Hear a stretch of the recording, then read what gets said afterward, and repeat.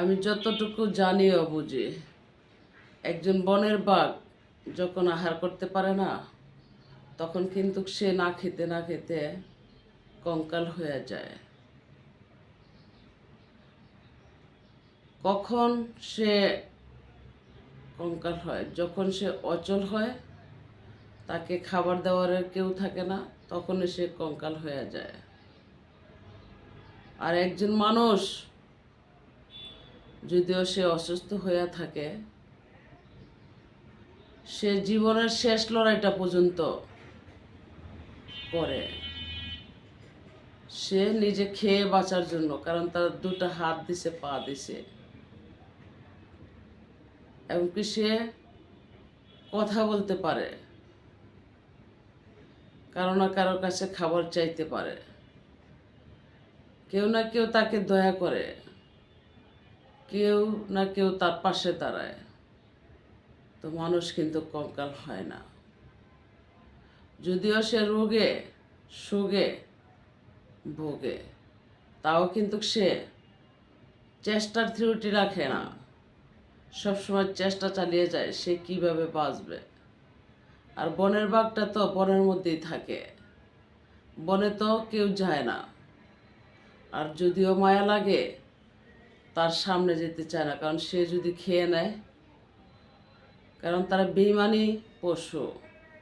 সেই বেইমান পশুর কারণে তাদের সামনে মানুষ যেতে চায় না। যে বনের বাঘটা যে না খেয়ে আছে, কঙ্কাল হয়ে যাচ্ছে, কিন্তু মানুষ কারোর চোখে না কারোর চোখে পড়ে, যে কোনো প্রকারে পড়ে, কিন্তু তার সামনে যায় না, সে তো খেয়ে নেবে সেজন্য। আর মানুষ মরার আগ পর্যন্ত তার হাত পা ঠিক থাকলে, জ্ঞান থাকলে, সে চেষ্টা চালিয়ে যায় কিভাবে বাঁচবে। তবে একটা কথা মাথায় রাখবেন, হোক পশু হোক মানুষ, মানুষ হয়ে মানুষকে সবসময় দয়া করবেন, আপনাকে আল্লাহ দয়া করবে। আমি যতটুকু বুঝতে পারলাম, মানুষ হয়ে আরেকজন মানুষের উপরে অমানুষের কাজ করবেন, আপনাকে কখনো আল্লাহ ভালোবাসবে না।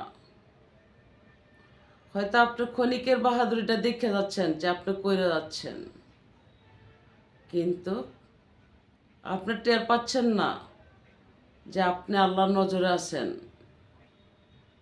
আপনার অমানসিকতার কারণে। তাই মানুষে মানুষকে ভালোবাসেন, একদিন কাজে আসবে, আপনার পাশে কেউ না থাকলেও আল্লাহ থাকবেন। ভালো কাজের ফল কিন্তু খুবই সুন্দর, খারাপ কাজের ফল সুন্দর নয়।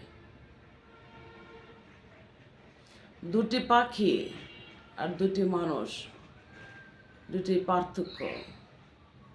পাখিরা বাসায় থাকে, শত ঝড় তুফান তাদের ওপর দিয়ে যায়, আর মানুষ বিল্ডিংয়ে থাকে, তাদের উপরে বৃষ্টির পানিও পড়ে না। যে দুটি পাখি যে ঝড় তুফান হয়, তাদেরকে ছায়া মায়া কে দেন? একমাত্র আল্লাহ দেন। তেমনি কইরা মানুষও ঘরে থাইকা যখন ঝড় তুফান দেখে আল্লাহকেই ডাকেন। মানুষ একবার ডাকলো আর একবার ডাকেন না। পশু পাখিরা কিন্তু সবসময় কিচিমিচি করে আল্লাহর গানই গায়, হয়তো আমরা বুঝতে পারি না। দেখবেন একটা মোরগ কুকুরুত বলে ডাক দেয়, সুর দেয় না, শব্দটা কিন্তু তা না, শব্দটা হলো রাব্বির ইয়ার হামার। সে কিন্তু আল্লাহকেই ডাকে, আল্লাহকে স্মরণে রাখে। তো ভালো থাকবেন সকলে।